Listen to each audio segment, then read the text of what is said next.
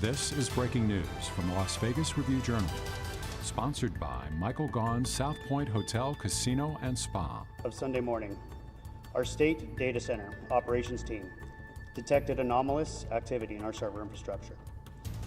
Our teams acted immediately, and by late Sunday, our concerns were confirmed. The state of Nevada had become the target of a sophisticated, ransomware-based cybersecurity attack. Upon detection, we immediately activated our established cybersecurity incident response plan. Our first and most critical step was to contain the threat. And to that end, we have taken deliberate and targeted actions, which have included isolating and taking certain systems offline. This was done to prevent any further spread of the intrusion and to protect the foundational integrity of our state's digital infrastructure. This critical but necessary step, unfortunately, has led us to where we are today. This is not a fight that we are in alone. I want to take a moment to express my profound gratitude for the incredible partners who have been working shoulder to shoulder with the state teams since the moment this incident began.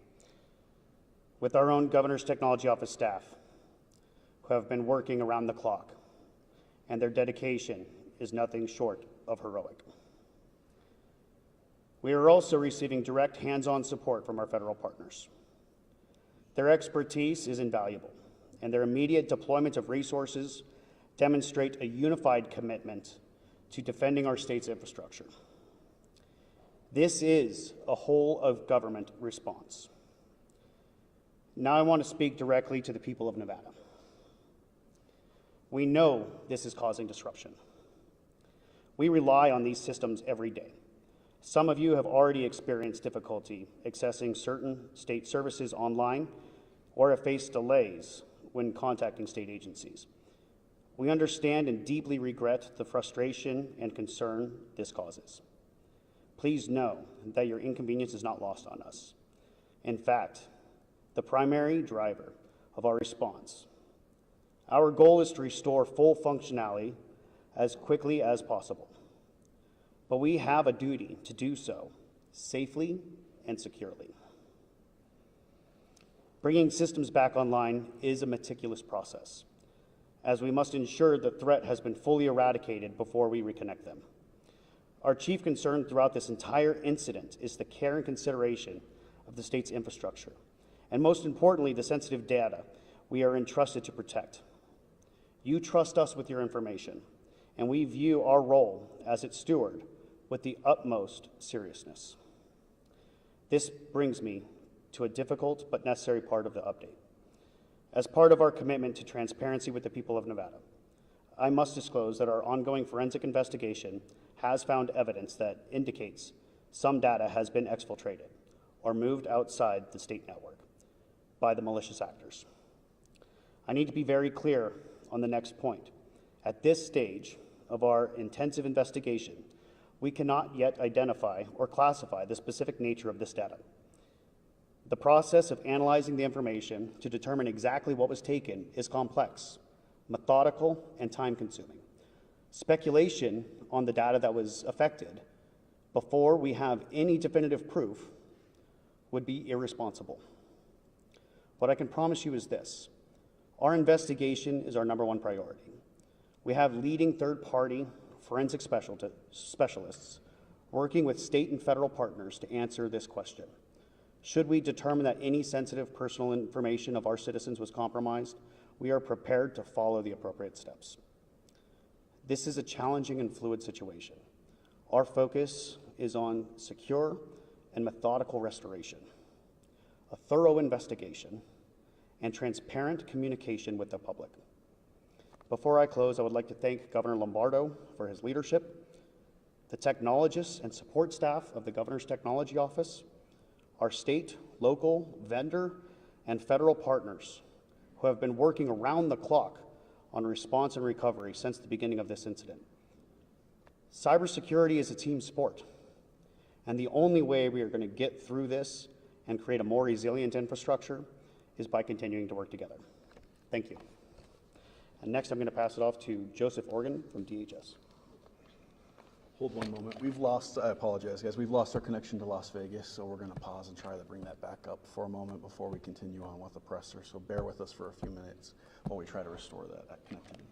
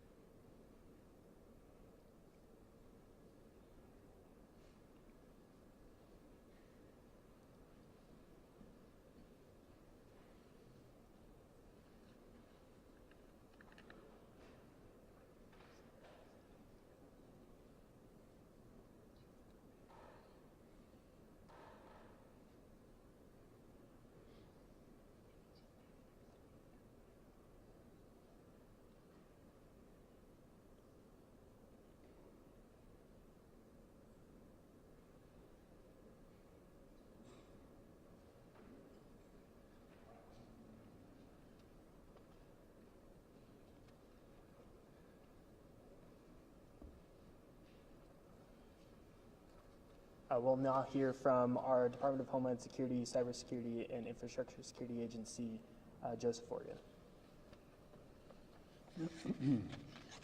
Good afternoon.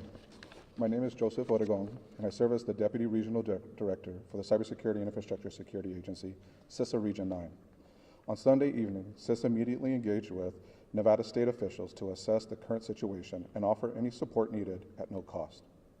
CISA's work is part of a broader unified effort to support Nevada's response and recovery. The agency is advised on FEMA's emergency response grants and available assistance. As America's cyber defense agency, CISA is leading the federal coordination with our state and local partners to restore necessary critical services as the state of Nevada responds to and recovers from the incident. CISA is fully committed to providing cybersecurity services and expertise to the state of Nevada as long as necessary. This unified response is an example of operational collaboration in real time. Thank you.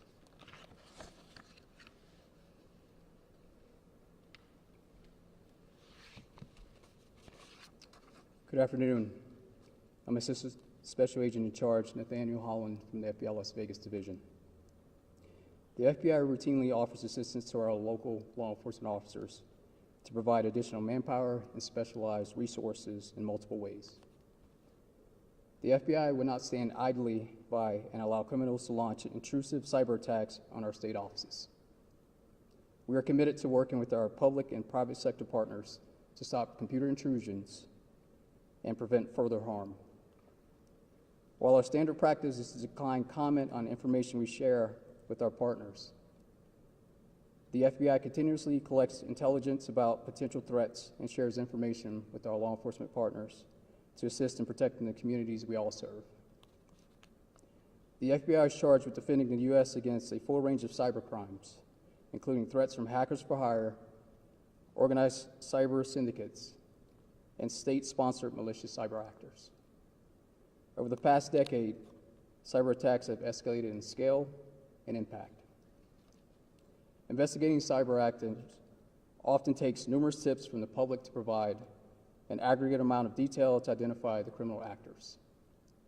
If anyone has any tips, please call 1-800-CALL-FBI or contact us at tips.fbi.gov. Thank you.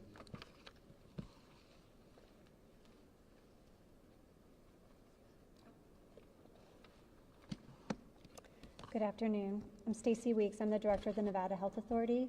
I'm pleased to report that our operations, while limited, are up and running at the Nevada Health Authority.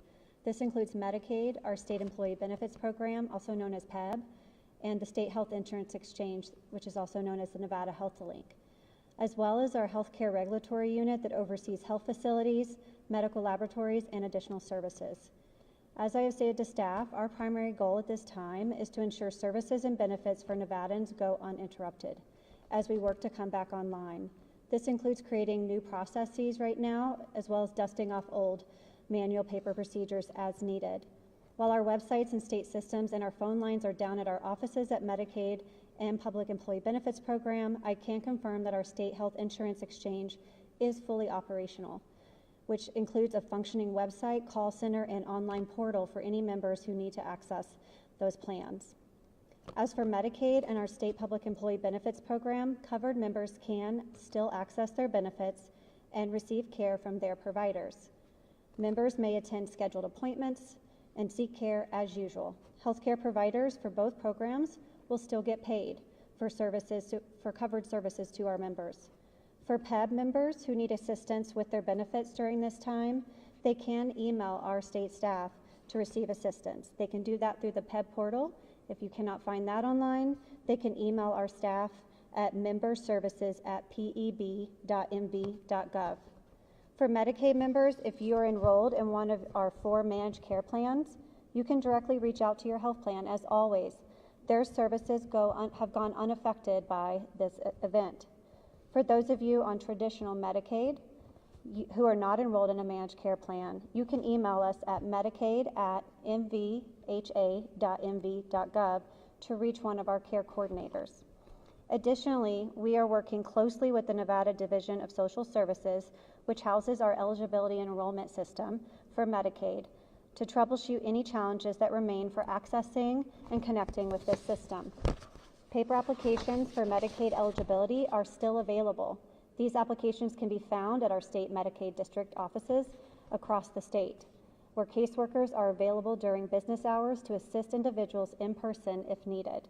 For hospitals and providers, care coordination efforts through Medicaid managed care members remain unaffected. For traditional Medicaid, our district offices are there and working and ready to assist. Staff at these offices, as I mentioned earlier, can be reached at medicaid@mvha.mv.gov. Any post-discharge transfers at a hospital, any presumptive eligibility requests, or any other care transitions should be unaffected overall.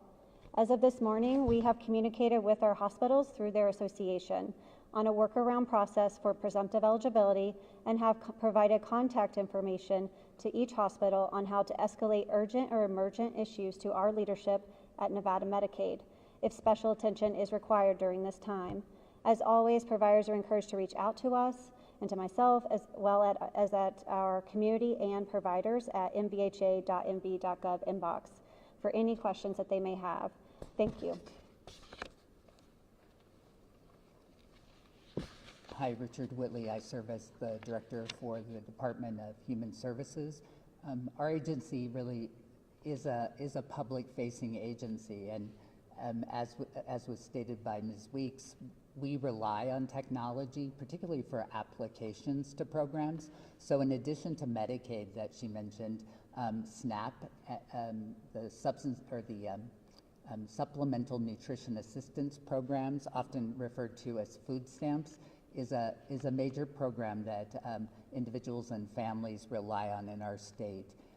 The delay for that process is the application, but I've provided to the media the office locations of our eligibility offices where staff are assisting with paper applications and with required documentation so that when the system is up and running, we will be able to submit on their behalf and to actually make them eligible, not requiring a return visit. The same with the temporary assistance for needy families. That's cash assistance to families in poverty. That program is processing applications in the same way. Our WIC program, Women, Infant, and Children's, is not disrupted. It's operated in the community, in clinics, and there is no disruption in benefits or application. We have fully staffed our social service offices, and again, the locations are in a handout that I provided. We typically get public coming in with multiple needs, and we don't provide all those needs. So I think this opportunity for us to actually refer plays to one of our strengths. We are regretful about the delays in eligibility, but the services themselves, if people need food in real time, we refer them to the food pantry, transportation, all the services that we don't routinely provide. And so I truly believe our agency serves as the safety net for the public that are most at risk, children, families, and the elderly. Thank you.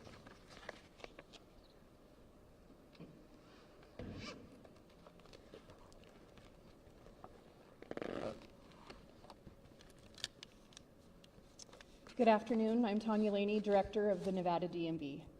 We understand the DMV is the most recognized and accessed public agency in the state of Nevada, but we want to remind our citizens that this statewide outage is impacting almost every state agency's operations, and connectivity that impacts safety and the health and human services fields needs to take priority over DMV services. That being said, the Governor's Technology Office, in cooperation with the Nevada DMV's Information Technology team, are working around the clock for resolution in reconnecting the public with the services that we offer. All DMV staff that can provide any assistance and support during the outage are reporting to the offices on a daily basis. Any staff fully impacted by the outage are ready to return at a moment's notice to resume in-person services.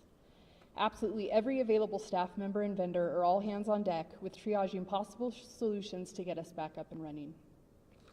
Services currently available through the DMV are as follows.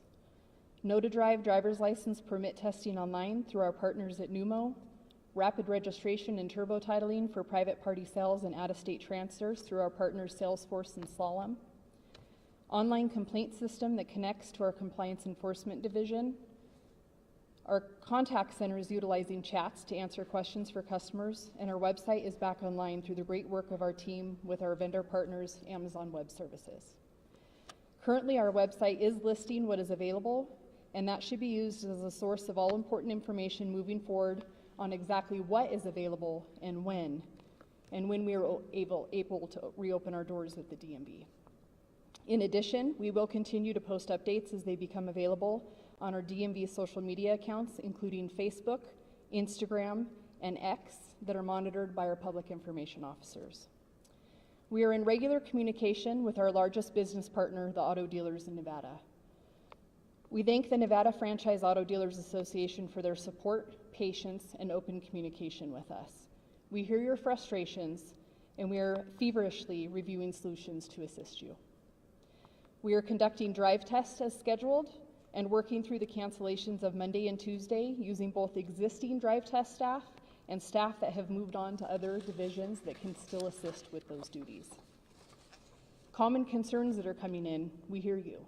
We will be waiving any late fees or penalties that are occurring as a result of the closure. Any expiration dates that fall in the closure window are being programmed to be waived. Upon resuming in-person services, we will be honoring any appointments we were not able to see during the outage for a period of at least 2 weeks as a walk-in accommodation. We are working closely with the Governor's Office and our law enforcement partners to ask them to be lenient with customers that fall into this time frame. Let me be clear, leniency is only going to apply to our customers that expired due to the outage.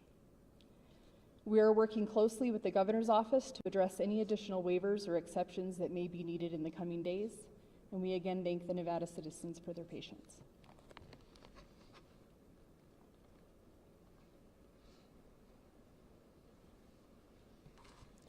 Good afternoon. I'm Chris Sewell. I'm the Director of the Department of Employment, Training, and Rehabilitation. I want to assure everyone, DETR is up and running and serving Nevadans. As everyone knows, we have a new system called NUI, and it is fully operational. Claims are being processed, and claimants are being paid. Our call center is operational, and for claimants that want to check on their unemployment claim, please use the CSS portal in the new NUI system to check on your claim if you have any questions. Our employee NV offices are open and serving Nevadans looking for jobs. We have 46 statewide offices there to help people find new jobs and new careers. Our rehabilitation division that takes care of individuals with disabilities and connecting them with employment is also open and available for walk-ins and for clients that have appointments. Our Nevada Equal Rights Commission is online and serving Nevadans. And I want to pause here and thank the Governor's Technology Office for all of their assistance and working with my team on making sure that we are up and running and serving Nevadans. Chief?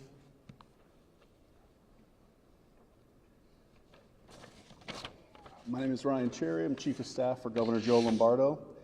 I want to start off by thanking the men and women standing behind me and at all the state agencies that are working through this matter. Nevadans should be able to rest a little easier knowing that the hardworking public service in the Governor's Technology Office, all of the executive branch agencies, constitutional offices, and our federal partners are working tirelessly to get us through this unfortunate event. The Governor has given us direction to prioritize some of the restoration efforts. We've been working with the Governor's Technology Office and agencies to move forward in those efforts, and I want to make clear we've been successful in some things that are important both for state employees and for Nevada constituents of the state. One is payroll for state employees. We were able to manually process payroll for the pay period 5, consisting of the dates August 4th through 17th.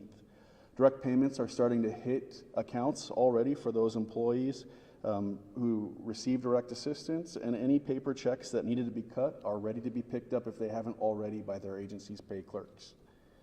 As it relates to education funding through the pupil-centered funding plan, we were also able to find a manual process in which we were successful in allocating the pupil-centered funding plan dollars, which are due September 2nd, 2025.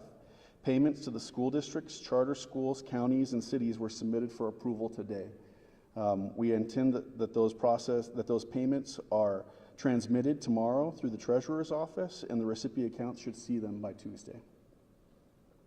State infrastructure improvements are happening as we speak. Governor's Technology Office continues efforts to reestablish network connectivity to executive branch offices, including internet and phone services. We are seeing many of the executive branch agencies with restoration for phones. We are already receiving constituent inquiries successfully through both the Governor's Northern Nevada and Southern Nevada offices, and we'll continue to work to restore all of those phone and technology infrastructure services moving forward. Continued communications on this event for customer-facing communications, external communications will be stored through on the Office of Emergency Management's website. That website should be live this evening.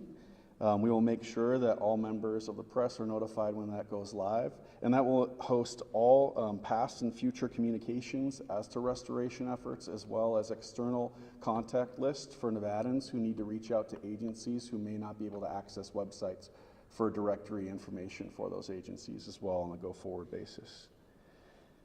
With that being said, I just again want to thank the hardworking men and women in the state of Nevada, our federal partners, for all of the efforts that we are undergoing to restore services to the state of Nevada. I just am incredibly grateful and proud for the team that we have working for us, and I think each and every Nevadan should be thankful and proud of them as well.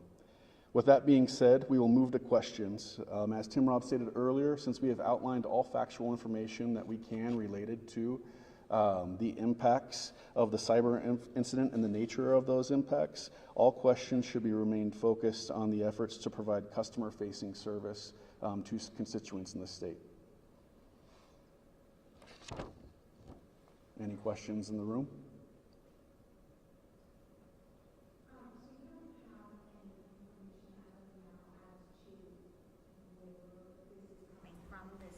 Who might have been targeting the state? All factual information that we can provide to you has been discussed through Tim Galuzzi, the Chief Information Officer for the Governor's Technology Office at this time. We will be looking forward to providing additional information as it becomes available, and we have verified that information on a go-forward basis.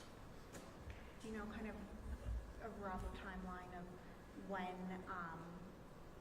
when that information will become available and when people might be notified if their data was some of the data that was taken out of state? We are working tirelessly to determine those efforts. There are outside vendors within the Governor's Technology Office. The Governor's Technology Office are federal partners who are all working in concert to determine that information.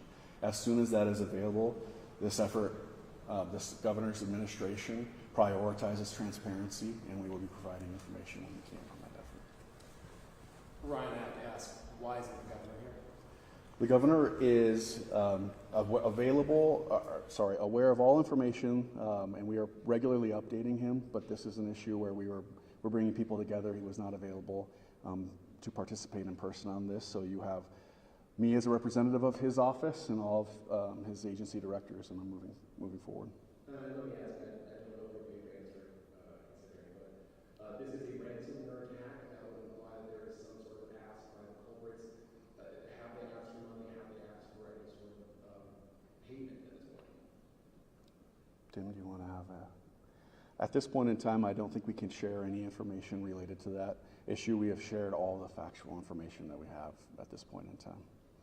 I will reiterate, though, with your question, I thank you for it, that this is a priority for Governor Lombardo. We have been working tirelessly, keeping him apprised of the situation as it is there, and I don't want his absence at all to reflect on the importance of addressing the situation and his engagement in that. I think we have time for one more question. Do we know if this is unique to Nevada right now? Do we know if this is happening elsewhere? I cannot answer that question as a representative of the state of Nevada. If we have any information that reflects that in the future and we can verify that, we will share that with you at the time. Thank you all.